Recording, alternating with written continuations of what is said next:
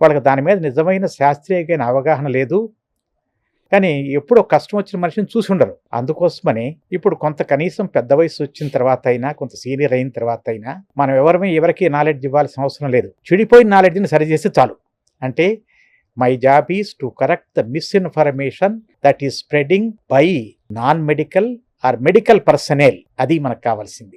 అంటే ఇప్పుడు మీరు చెప్తున్నారు కదా, సెక్స్ మనిషి సహజంగా జరిగే ప్రక్రియ సెక్స్ అనేది. కానీ ఆ సహజంగా జరిగే ప్రక్రియలో ఎందుకు మనిషి వెనకబడుతున్నాడు ఇప్పటికీ? సెక్స్ సంబంధించిన దాంట్లో సహజంగా జరిగేది ఎట్లానో మనం ఎందుకు సెక్స్ చేస్తున్నాం అనేది మొట్టమొదటి పాయింట్. మిగతా మనుషులకు తప్పితే, అంటే దానికంటే కొద్దిగా కోతులు దాకాను అది పిల్లలు కనటానికి మాత్రమే. దానికోసమని ఒక పర్టికులర్ ఋతువు ఉంటుంది, ఫలానా రోజున ఆ రోజున మాత్రమే పనిచేస్తాయి. కానీ దాంతో పాటు పిల్లలు పుట్టడం అనే దానితో పాటు సంతోషం అనే మాట జతగలిచింది. ఆ సంతోషం జతగలిచిన తర్వాత కూడా ఈ కష్టాలు రాలా.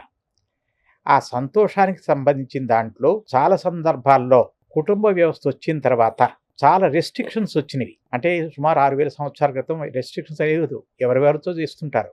అటువంటిప్పుడు కూడా ఏ కష్టం రాలా. ఈ రెస్ట్రిక్షన్స్ వచ్చిన తర్వాత అప్పుడు దాని నుంచి ఎక్స్పెక్టేషన్స్ పెరిగిపోయినవి. అందుకని కష్టాలు వస్తున్నాయి. ఇంతకుముందు కూడా కష్టాలు ఉన్నాయి, కానీ ఇప్పుడు కష్టాలు ఎక్కువైనాయి. ఎందుకని?